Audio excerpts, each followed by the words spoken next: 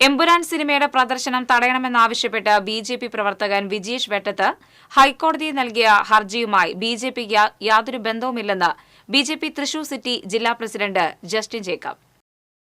Thrissur police ക്ലബ്ബിൽ മാധ്യമപ്രവർത്തകരോട് സംസാരിക്കുകയായിരുന്നു ജസ്റ്റിൻ ജേക്കബ്.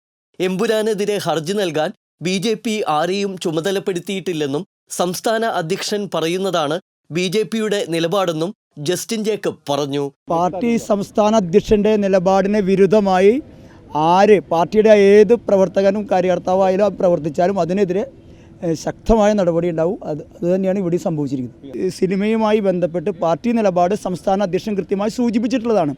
അതിന് വിരുദ്ധമായി ഹർജി കൊടുക്കുകയോ അതിന് വിരുദ്ധമായി നിലപാടെടുക്കുകയോ ചെയ്താൽ സംഭവിക്കുന്നതിന് സംഭവിച്ചിട്ടുള്ളൂ. എമ്പുരാൻ സിനിമ രാജ്യവിരുദ്ധത പ്രചരിപ്പിക്കുന്നതായും മതവിദ്വേഷത്തിന് വഴിമരുന്നിടുന്ന സിനിമ തടയണമെന്നും ചൂണ്ടിക്കാട്ടി ബി.ജെ.പി. ജില്ലാ കമ്മിറ്റി അംഗമെന്ന് അവകാശപ്പെടുന്ന വിജീഷ് വെട്ടത്ത് ഹൈക്കോടതിയിൽ ഹർജി നൽകിയിരുന്നു. അതേസമയം ബി.ജെ.പിക്ക് ഇപ്പോൾ ജില്ലാ സമിതി അംഗങ്ങൾ ഇല്ലെന്നും പുതിയ കമ്മിറ്റി ഇനി രൂപീകരിക്കണമെന്നുമായിരുന്നു ജസ്റ്റിൻ ജേക്കബിന്റെ പ്രതികരണം. പാർട്ടിയുടെ ജില്ലാ കമ്മിറ്റി പുനഃസംഘടിപ്പിച്ചിട്ടില്ല.